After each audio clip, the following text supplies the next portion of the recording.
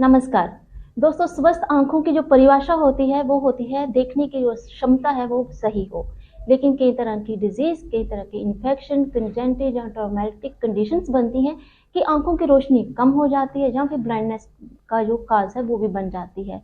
लेकिन कहा जाता है 80% मामले ऐसे होते हैं, अगर हम समय पर इलाज करवा लेते हैं तो नज़र को बचाया जा सकता है। वो तब हो सकता है अगर आप जागरूक हो।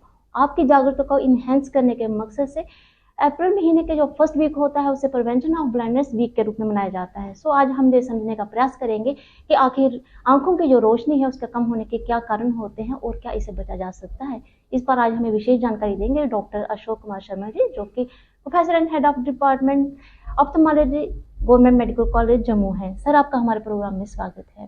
सर, जब हम ब्लाइंडनेस की बात करते हैं तो आंखों की जो रोशनी होती है सामान्य जीवन जीने के लिए बहुत ज़रूरी होती है, लेकिन धीरे धीरे रोशनी कम होना, जहाँ पे किसी डिजीज़ के कारण, जहाँ पे ट्रोमेटिक कंजेंटिव कंडीशंस में ब्लाइंडनेस होना एक गंभीर स्थिति होती है। सर, आपसे हम ये जानना चाहते हैं ऐसी कौन सी डिजीज़ हैं जो रोशनी को कम कर देती हैं। देखिए, हर उम्र के हिसाब से अलग अलग बीमारियां हैं जिनकी वजह से रोशनी कम हो जाती है। और जैसे आपने कहा कि 80% लोगों में हम अगर टाइम से उसको इलाज शुरू कर दें और डायग्नोज कर लें तो हम उनको ठीक कर सकते हैं।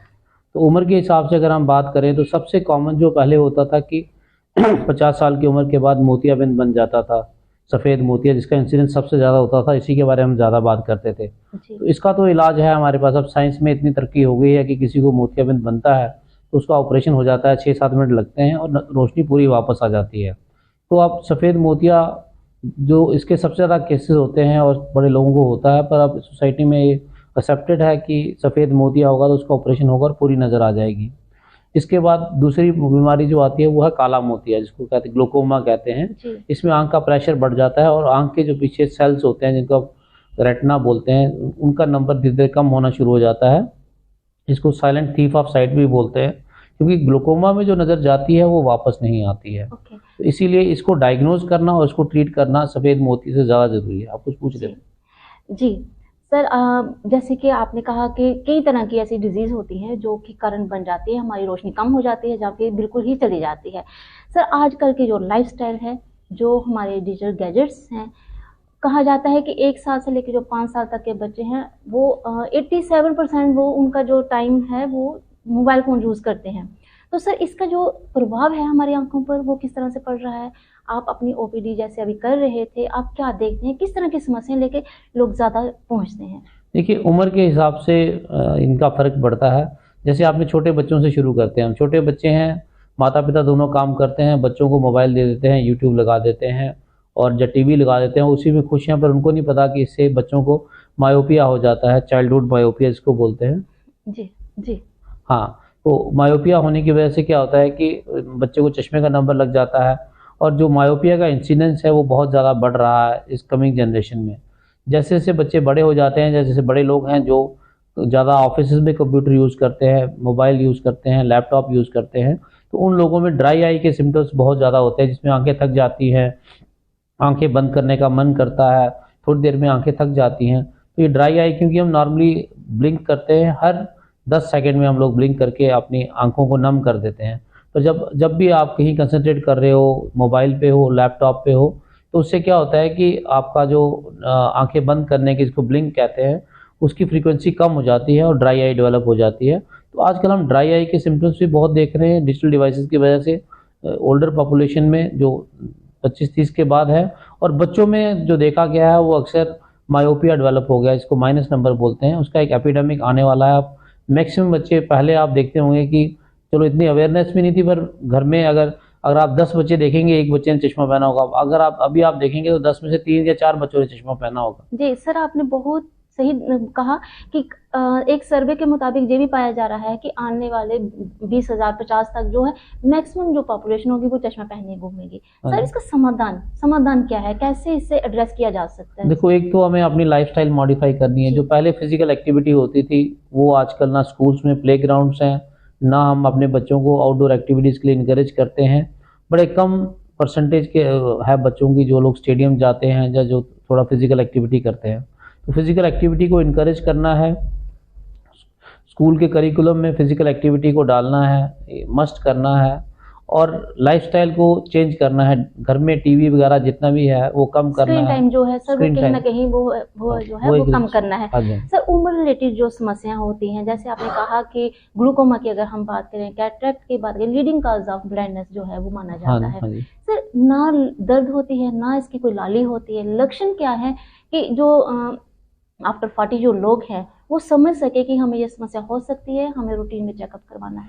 देखिए आजकल तो जैसे डायबिटीज़ का इंसिडेंस भी बहुत बढ़ गया है। मतलब कि अब अगर मैं कहूँ कि मुझे हर तीसरा मरीज़ डायबिटिक मिलता है तो ये बहुत बड़ा फिगर हो जाता है। जी। और ये है, या तो एक लाइफ़स्टाइल चेंज हो गई है, दूसरा कोविड में लोगों ने जो स्टेरॉइड यूज़ किए उसकी वजह से, डायबिटीज़ की वजह से जो हो रहा है, आँखों पे असर हो रहा है, डायबिटिक रेटिनोपैथी हो रही है, उससे नज़र जा रही है, उसका इलाज करना पड़ता है। जब कुछ आपने जैसे कहा कि जैसे ग्लूकोमा है, उसके लक्षण क्या होते हैं, वो साइलेंट थीफ ऑफ साइट बोलते हैं।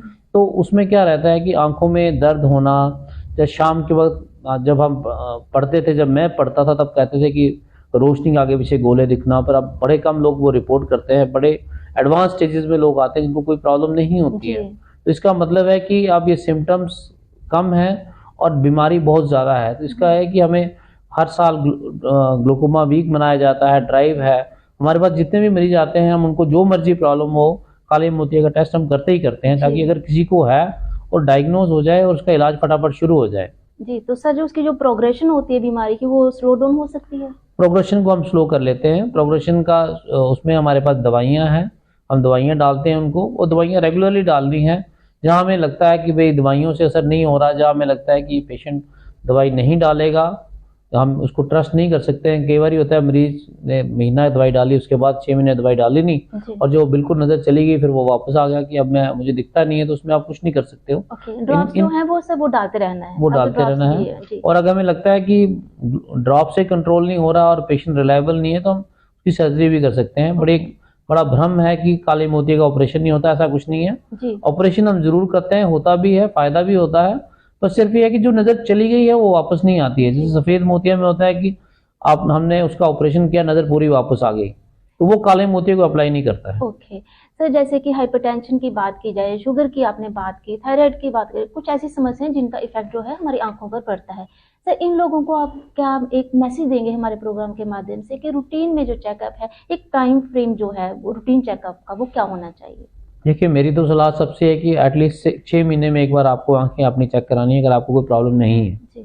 पर अगर आपकी फैमिली में, अगर आपको जो आपकी फैमिली में ब्लड प्रेशर है, शुगर है, काला मोतिया है, तो ये ड्यूरेशन जो है एवरी 3 मंथ्स हो जानी चाहिए। आपको प्रॉब्लम है या नहीं है।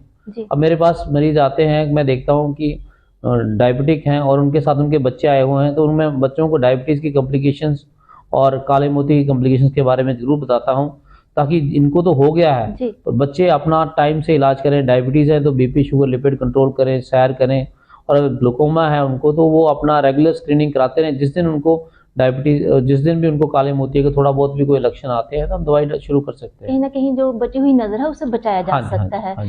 सर, चश्मा पहने जो लोग हैं, हमारे प्रोग्राम के माध्यम से चलते चलते एक बता दीजिए कि जो लोग चश्मा पहने हुए हैं वो उतारना चाहते हैं, चश्मा रिमूव करवाने की जो नई टेक्निक्स हैं वो क्या है, अगर वो डिसाइड नहीं कर पा रहा है कोई? तो देखिए, चश्मा उतारने के लिए बड़ा क्लियर कट ये है कि एक आपका चश्मे का नंबर स्टेबल होना चाहिए 6 महीने तक, ठीक है।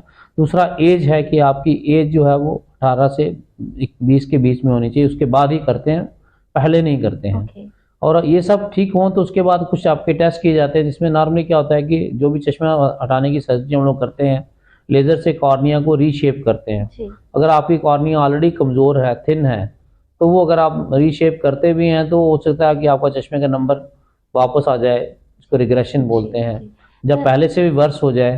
तो ये सब आपका जो डॉक्टर है, आई डॉक्टर है, वो डिसाइड करेगा कि आप उसके लिए फिट कैंडिडेट हैं या नहीं है। सर, आज जहाँ पर पूरी दुनिया भर में ये वीक मनाया जा रहा है, हमने आपसे समझने का प्रयास किया कि कैसे बची हुई नज़र को जो है वो बचाया जा सकता है अगर हम टाइमली इलाज करवा लेते हैं।